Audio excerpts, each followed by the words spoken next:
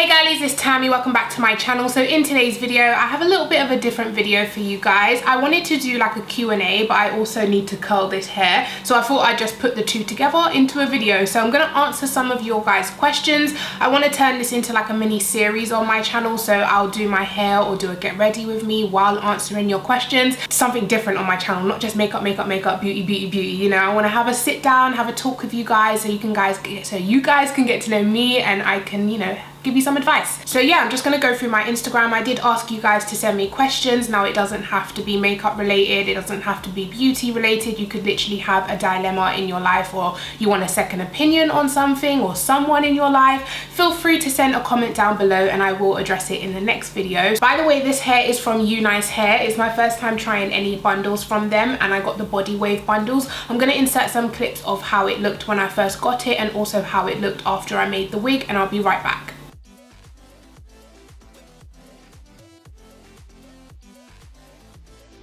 So as you can see, the body wave has kind of dropped, but I did kind of blow dry this hair. I air dried it as much as possible, but it was still kind of damp when I needed to film this video, so I quickly just ran a blow dryer through it. But apart from that, it feels super soft, it feels super nice, and yeah, so far I'm really happy with this hair. But of course I will keep using it and do an updated video so you guys can see how it holds up and stuff like that. So anyways, let's just go ahead and get started with the curling and answering your questions. Okay, so the first question says, how do you deal with a breakup? I love you. Okay, so most of my breakups were when I was a teenager. I haven't had a breakup in my adult life, and the way, let me get my glove before I burn myself. That's better. So yeah, the way I dealt with it back then, I think I just moved on. Like, no breakup was that deep to me, but then again, I was a teenager, so I don't feel like any relationships were that deep to me. I kind of just had to pick myself up and move on. Like, there's literally nothing more you can do than that. It does hurt, of course, and you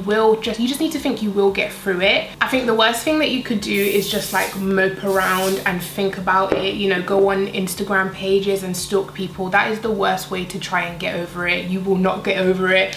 You'll find yourself deeper into it and wondering, you know, why did we break up? Especially if it wasn't your decision to break up. You'll be sitting there like, what did I do? What could I have done? When honestly, girl, you just need to take your mind off of it. What's done is done and it can't be undone. I don't recommend going back to exes and stuff like that because there's a reason it didn't work out. I personally believe God puts people in your life for that season, that they're meant to be there, and then they're gone. So if you go back to it, that's you chasing the devil, okay? So me personally, I know it's easier said than done, but girl, you need to let go and you need to move on. Just know it wasn't meant to be and there's better out there for you, trust me. Okay, so the next question says, how to deal with someone who is constantly putting you down, but they are still friends with your friends. Oh, love your videos, thank you. I used to hate people like this that just like make those sly little digs and you're looking at yourself like, was that a compliment or was that, are you shady, girl? But if they are constantly putting you down, then you just need to find a way to avoid that person because you don't need that negative energy in your life. It's not good for your mental state. It's literally not good for you at all. So if you have mutual friends, then of course hang out with the mutual friend when you can. But if the mutual friend insists on bringing that toxic person around, then just let it go, girl. You cannot deal with that. I know it's harder when you're in school and you're kind of around the same people every single day, but you just need to kind of block them out. Even if you can't physically get away, mentally block them out. Don't believe any of the toxic things they're saying. It's not good for your mental state, because usually happy people that are happy with themselves and, you know, happy with the way their life is going, they have nothing bad to say about anybody else because they're too busy focusing on themselves. So just know that that person, there's something wrong with them inside. It's not you. It's nothing to do with you or how you look or anything like that. So definitely don't put it on yourself. It's them, girl. Okay, so the next question says, how did you grow your Instagram page and do you find it hard to have time for YouTube as well as your family? So growing my YouTube was a very long process. Like, it's literally, guys, the luck of being reposted. That's literally what gets you. Also the luck of being on the explore page. Don't ever think, oh, no one likes my stuff, I have bad content, my makeup's not that good, this, that and the other. It's nothing to do with you and your artistry. It's all about these algorithms algorithms and who actually sees your post. You know what I mean? I feel like nowadays it's so hard for like a small Instagram to try and get noticed, because everyone's got followers and all of the brands and stuff repost people with followers. Like, it's so hard to start from scratch. But what I did and what I've been doing is just tag brands, like literally tag. You can't do a look using 10 brands and literally tag no one. How's anyone gonna see it? Who's gonna repost you? Like, you don't get out there that way. So make sure you are tagging the brands that you're using. Make sure you're using the hashtags that they use. So like, for example, if they have a new collection out, make sure you use the hashtag for that collection so they will see your post. You know what I mean? So yeah, that's literally it. It's mostly just luck and reposting, you know, that gets your name and your page out there. As for finding time for YouTube and family, when I first started YouTube, I had my twins, I did have my partner, and I also worked at a call center, but I didn't put pressure on my YouTube. Like, the way I started YouTube, I would upload whenever I wanted to, or if I could. Do you know what I mean? It wasn't like a... Nowadays, I feel like if you started YouTube now, you would have to come up with a plan and be like, okay, so I upload 2 times a week and I'm gonna keep it like this so I can, you know, get engagement, get subscribers, all of that. You kind of have to have a plan because there's so much people on YouTube now. It's like saturated. But me personally, I haven't had any problems with managing YouTube and my family. I feel like my kids understand what I do now. They don't distract me that much when I'm filming. I don't know how I did it actually back in the days. I think when you just want something or you want to do something, you just do it. You find a way to do it. Okay, Tammy, you really inspire me, girl. Thank you, babe. You know, I just can't figure out my life. I'm stuck doing bad in A-levels and scared to retake it. I keep procrastinating my study and avoid going to classes. My classmates and friends are into university now and I am here on the bed scrolling through Facebook and Instagram. I need to get my life together, but I can't help myself. I really want to do something in my life, but then I'm scared. What if I always stay here and end up doing nothing with my life? Literally need some help.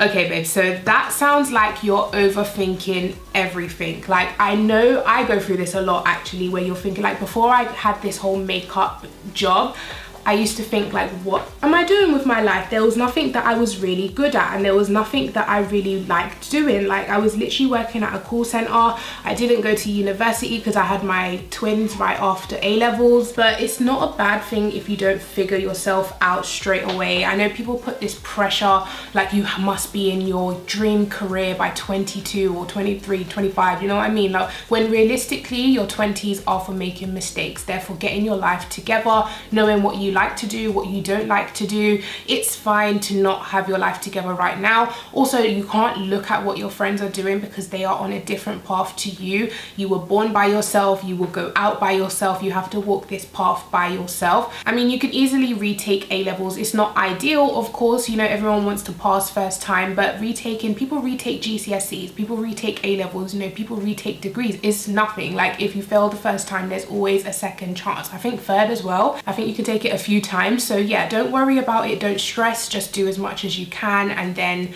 just take it from there, you know, just relax, calm the nerves, don't overthink. That is the one problem. Like, most people's downfall, they think about it too much and then it just becomes too much. Like, if my to-do list, for example, has like 10 things on it for the day, I'm like, oh my god, put it down, shut the book, go to bed. I don't want to do any of it. Whereas if it's like 3 or 4 things at once, I feel like I could achieve it. Do you know what I mean? So give yourself small goals that you feel are achievable. So maybe 1 goal a day. So for example, Monday, I really need to study this module in this subject. I'm gonna get that done. And once you've done it, you feel like you're on a roll. You feel like, hey, I can do this. Your mental state just gets better and better. Do you know what I mean? So yeah. Okay, so the next question says, how do you realize when you have a fake friend? Oh girl, these people. I think I'm the worst when it comes to realizing, because I believe the best in people. I like to see the best in people and I need to stop it because some people are the worst. But I think it all has signs. So for example, The obvious ones are they put you down, they tell you you can't do this, you can't do that, or they'll criticize any little move that you do, like, oh, why did you do that, or da da da. They'll talk about you behind your back, of course, like, you know, the typical stuff. But the ones that I think you need to watch out for are the ones that will talk about everyone to you and just be like, yeah, can you believe she did this, can you believe he did that, da, da, da, da, da, just going off about everyone. Those are the people that I would say don't tell any of your business to. Like, don't tell them a thing, girl, because they are the ones that will go tell everybody about you. Keep people like that at arm's length, like, really. But yeah, also look out for the friends that you feel you get nothing from. Yeah, like I was saying before my camera overheated again, yeah, just look out for the friends that don't really give you anything in terms of emotionally, you know, compliments, making you feel good, or when you accomplish something, they literally have no good words to say. You need to kind of analyze things like that. Like, now with this advice, you do need to remember that everyone is different, and kind of not everyone has to be like, yes sis, oh my god, slay, yes, kill it, no, no, like, not everyone's like that. But a simple little, oh, you look nice, or oh, that's a cute dress, you know what I mean, little things like that, it really makes a person feel better. And why would you not want your friend to feel better? Oh, also adding on to that, I think you need to be wary of the friends that only are around when they need something from you. Like, nowhere to be found when you need something, but girl, the moment they need something from you, it's like, oh, hey girl, how you been? Like, I don't like people like that, especially when you get a little bit like of followers. It's a bit mad how people from your old days will pop up and be like, hey, so proud of you. And it's like, I don't know, I'm not salty, but I've told you guys this before, I lost a lot of friends after I had my kids. And there's been a couple people that have just popped up like, hey girl, and I'm like, my kids are 6 now, like, girl, I ain't seen you in over 6 years, like, what do you possibly have to say to me? Like, I have nothing to say to you, do you know what I mean? I don't want help with the kids, like, I don't want my friends to be around there doing bottles and nappies, that's not it. I needed mental support, I needed emotional support, I needed a friend to just hear me out and hear what I had to say, but no one was there, literally no one. I literally got myself through that bloody period. So now that I'm up, I see messages from people and I'm just like, I'm not even interested, not to be funny, not to be rude, but I've come this far with no friends, I can go even further with no friends, do you know what I mean? Okay, so the next question says, would you like to have any more kids? If so, how many and when? No. Okay, so the next question, does anyone give you hate for having children at an early age? If so, does it affect you? Okay, so first of all, no, I haven't gotten any online hate for having kids young. If anything, I feel like I've got comments saying, oh, I had my kids young too, blah blah blah blah blah, like relatable type of comments. But I feel like in real life you get these looks, guys, I don't know how to describe it, like, I don't know, like when I drop them to school and stuff like that, the older parents just kind of give me that look as if to say like, but that's just more like a feeling, like no one's ever said anything to me in public, you know, like, oh, are they yours, you're too young, nah. I do get the odd you look too young to have kids type of comment, but that doesn't affect me at all. I'm happy to look young. So yeah, it doesn't really affect me. And plus, if anyone had anything to say, I really couldn't care less. It is what it is. My kids are happy, I'm happy. What? What is something you think leads to a long and happy relationship? Also, outside of makeup, what are some of your favorite hobbies?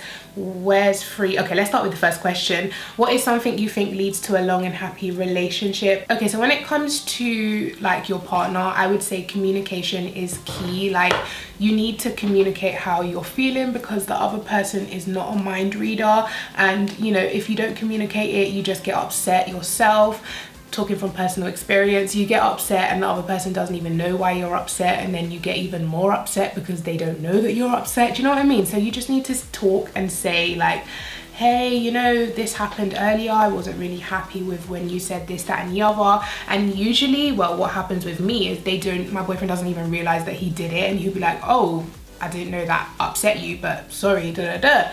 So you just have to say it, because, you know, as much as you think they should know how you feel, sometimes they don't, and you just need to tell them how you feel so you can both move forward. And I feel like that is definitely key for keeping a relationship. A marriage is a long-term thing, and I feel like moving in with my partner was the biggest shock, because that's when you really know a person, girl. You don't really know someone until you live with them and you see their everyday habits, and you're really like, damn.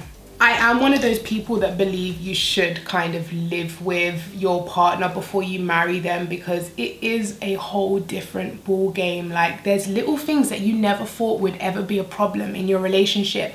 Next thing you know, you're arguing about it. She also asks, what are my favorite hobbies outside of makeup? I like Netflix. Is that a hobby? I don't know. I like relaxing. I really do like relaxing. I'm not an outdoorsy person. I don't like going climbing. I do like going swimming, but I don't do it often. I'm just not an outdoorsy person. I'm quite a homebody. I like doing stuff at home. I like playing Call of Duty on PS4. What else do I like doing? I like chilling in my garden, going on the trampoline in my garden, you know, playing with my kids. I do like home stuff. Okay, so let's do this last question, because my camera memory card is getting full. What should I do if I can't get over a guy who made me the side chick? Oh my gosh, I hate some men. Like, some men are trash, for real, for real. Some, okay? Babe, you have to get over it. Like, that guy's not even worth your time, first of all, or your like mental thoughts. Like, don't even think about that waste, man. Like, how can you? He has no respect for you, your time, your feelings, anything like that. So why would you even want to go back there? Like, you just need to think of all of the bad vibes, energy, everything that he's putting into your life, and you need to just let it go, girl, because that is not where you're meant to be. Like, even if you weren't the side chick, could you imagine being the main chick knowing your guy has a side? Like, oh my gosh, honestly, babe, don't sweat him. Please forget him, because he's not even worth your time if he's willing to put you in that situation. So I'm quickly gonna finish my hair, and then I'll come back to show you guys the final look. Okay guys, so here we have the hair. I brushed it out because I wanted it to be kind of more loose, beachy wave type of pattern. I do need to put a little bit of oil in it because it is freshly like washed and blow dried. It does feel a little bit like dry. It does need a tiny bit of oil, but it does feel super soft and silky, and my hands are just gliding through it, as you can see. So yeah, so far I'm really impressed with UNice Hair, and the frontal, girl, is amazing. I barely had to do any plucking with this, and this is how it looks. So I'm very happy with the frontal. What is this white thing in my hair? But yeah, I hope you guys enjoyed this video. Don't forget to leave me any comments with any future advice or questions you have for me to put in the next video. I hope you guys enjoyed this one, and I'll catch you in my next one. Take care. Bye.